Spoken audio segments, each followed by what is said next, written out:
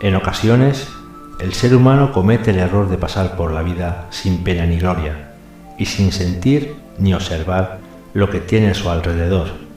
En algunas ocasiones, por no decir en la mayoría de las veces, no nos preocupamos por saber un poco más de los lugares que por algún motivo yacen en el olvido y que son parte de nuestra historia y de la de nuestros antepasados.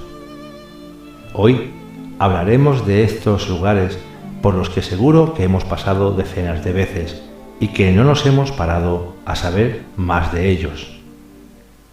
Nos encontramos en lo alto del Puerto del Escudo.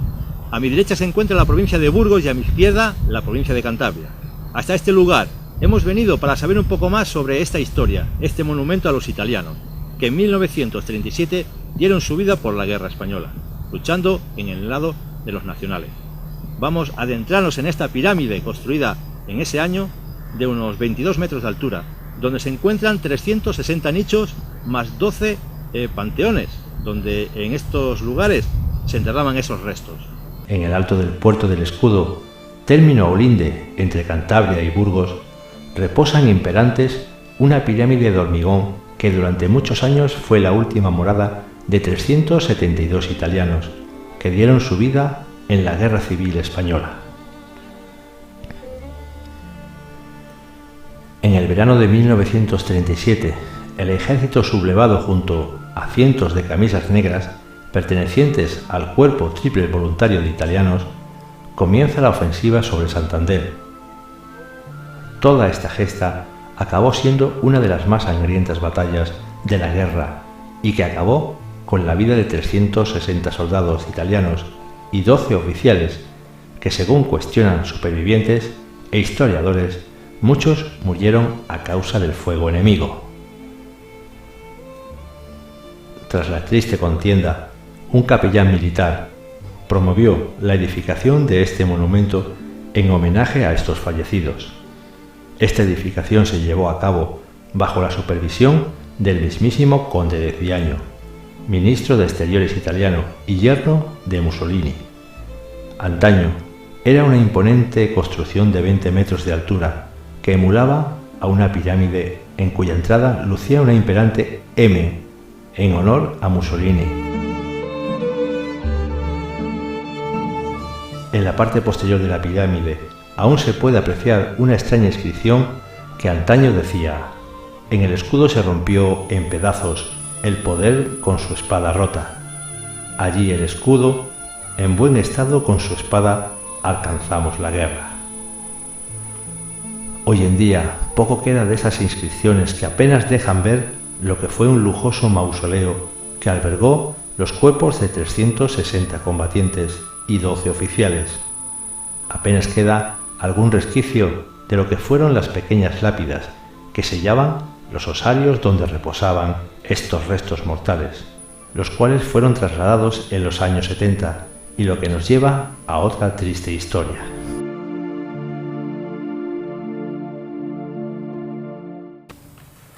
Bueno, pues esto es la cúpula, el interior de lo que es el monumento a los italianos.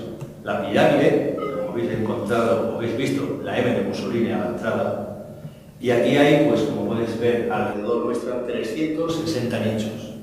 12 hay en la parte de abajo, donde se enterraron pues, los cuerpos de los militares más ascendentes, es decir, capitanes, tenientes o coroneles. Aquí, como podéis ver, lo único que enterraron fueron los restos de esos 360 militares italianos que dieron su vida por la causa para ellos y luchar al lado de Franco, al lado nacionalista.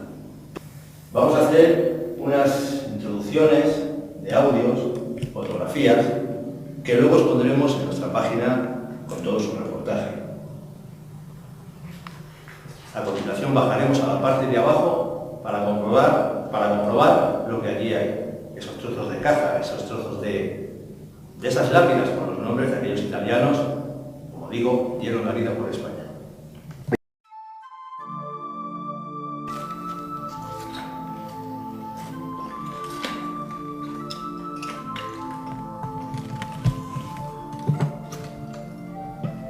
¿Ya?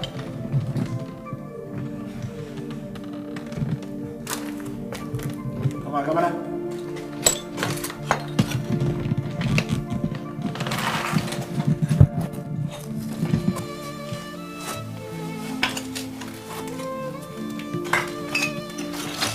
Baja, Nacho.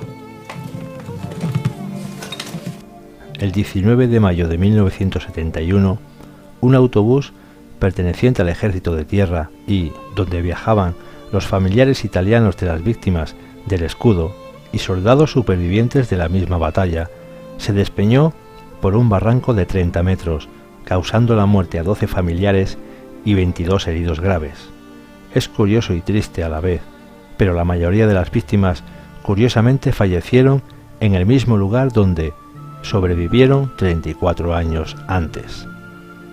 A partir del fatal accidente, el gobierno italiano solicitó la exhumación de los cadáveres al Sagrario Italiano de Zaragoza, construido por Mussolini en 1940, junto a la iglesia de San Antonio de Pauda, en la capital aragonesa.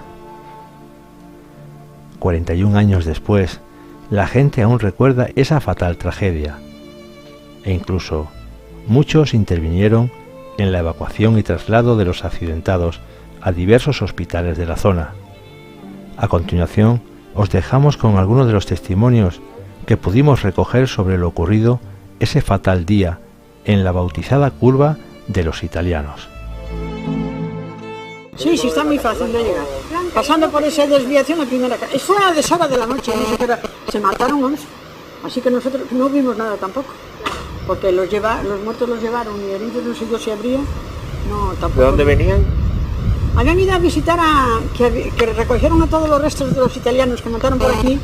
En la Venta Nueva hicieron allí un monumento para los italianos. La pirámide esa que está... Esa, sí, y habían ido pues serían familiares o... Y venían de allí, o iban, vendrían, sí, que venían. Y en una curva bajaron hasta el río, se mataron, me parece que 11. ¿11 fueron? Sí. Jolín. Para sacarlos de ahí abajo. Sí. Fue tremendo el accidente. Pero bueno, no fue el único, ¿no? Hace poco dijeron que se había estrellado un camión. No, sí, por ahí han bajado ya varios camiones, sí. La llaman la de los italianos porque fue allí el accidente. Sí, pero no habían dicho que era la que es más para arriba, la curva. Zorrilla. Sí, un poco más arriba del puente, le llaman el puente Zorrilla. La primera curva. Estaban enterrados allí cuando la guerra. Eso, los anteriores fueron de cuando la guerra. Los anteriores fueron de cuando la guerra. ¿Queda algo ahí arriba en el mausoleo ese? No, los llevaron. Ya se los llevaron todos. No, ya no hay restos. Los llevaron.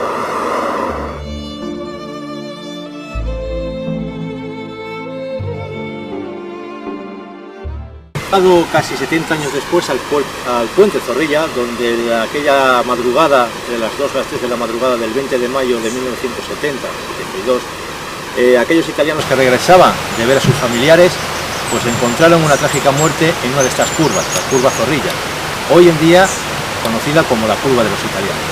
Manuel nos cuenta cómo vivió aquella madrugada. Zorrilla, los italianos cayeron por la curva para la de vuelta Tijenara al río, hubo 11 muertos y estuvieron la Guardia Civil y vino el ejército entero de Burgos y estuvieron evacuando a la gente cuando eso y que no tenía, los vecinos que tenían coche los llevaban los hacían llevarlos en el coche a Valdecillo y la gente no quería que decían que ellos no tenían valor para llevarlo y entonces pues, les quitaron el coche y se les daban a otros para llevarlo. Manuel, usted fue uno de los primeros en llegar a este hecho, ¿no? Sí. ¿Cómo fue esa primera visión que tuvo al contemplar aquella catástrofe? Pues yo lo vi que había sido muy gorda, que había bajado de arriba desde la curva hasta el río y bajó la Guardia Civil y el médico y eso cuando llegaron y yo bajé con ellos a indicarles y me dije que también que estaba muy malo para bajar, para sacar los muertos. Después tuvo que venir la grúa de Cillabuelo a levantar el autobús para sacar los muertos. Unos muertos que habían pillado a muchos por buscar. Y estuvimos ahí hasta las 5 de la mañana. Y fue toda una operación un poco a la aventura, ¿no? Digamos. Sí, sí.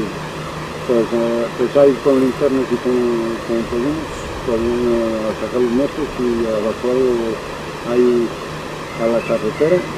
Y entonces cogieron, nos dieron, lo pusieron en el periódico de que la Guardia Civil había socorrido a los italianos, y después el párrafo de aquí puso otro parte por escrito que no había sido la Guardia Civil nomás, debía ser los vecinos. Han ayudado también los vecinos, que Los toman los vecinos, tornos, sí. Y mi padre era caminero, y estuvo ahí. Entonces cuando eso estuvo también ahí hasta que evacuaron, pues cogió y estuvo ahí. Y ya después pues ya acabamos de evacuar y sacaron el autobús al otro día por la mañana. Y 70 años después, porque hace ahora casi 70 años, más o menos, el 20 de este mes de mayo, ¿cómo lo recuerda hoy en día? Pues hoy en día yo me recuerdo de que si hoy baja un autobús por ahí, Haría lo mismo. no lo contaría, no lo contaría ninguno. Hoy en día. Y hoy ayudaría lo mismo. Solamente que yo he ayudado a muchos y después me han puesto un quite lo que yo he ido a robar. ¿Qué le digo, Manuel? Aparte de ese accidente, ese es un tramo peligroso. Sí. Hace 15 días hemos podido ver la valla que la han reconstruido otra vez. Sí. Hubo también otro accidente de otro camión. Otro también. Es una zona un poco, bueno, bastante peligrosa a la hora de accidentes, ¿no? Pero hombre, porque es una curva, está tomando una curva y es un poquitín cerrada y que baje, que no conozca un poco el puerto del escudo, se caerá. Y también, volviendo a lo mismo, Manuel, en aquel 20 de mayo, aquella madrugada, decían que había sido por causa de los frenos, que habían fallado los frenos. Pues yo eso no sé porque yo no entonces... El parte militar no dijo nada al respecto de cómo había sido el No accidente. dijo nada.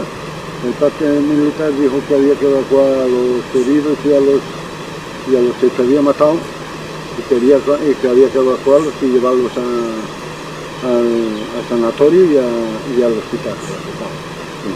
Y entonces pues los cogieron, los evacuaron a todos y vinieron ministros, cargos. todos los cargos del ejército, los mayores vinieron ahí. Ahí estuvieron, los de Santander también vinieron algunos y los de Burgos también.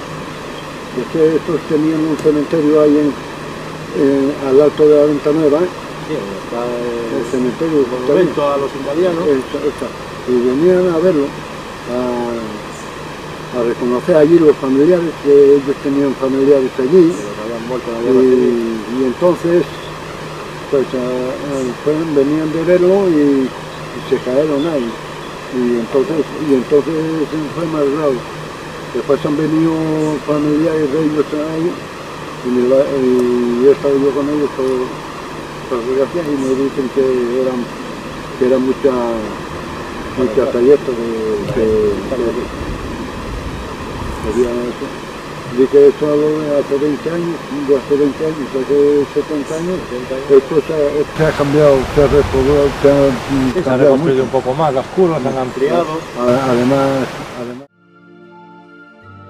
Normalmente hablamos de que los lugares con gran carga energética son propicios para la obtención de lo que comúnmente conocemos como psicofonías o parafonías, y este, por su carga y sus antecedentes y sufrimiento, ha hecho que nuestro especialista en la materia, Salvador Rebollo, montara su equipo de investigación y obtuviera varios registros de audio.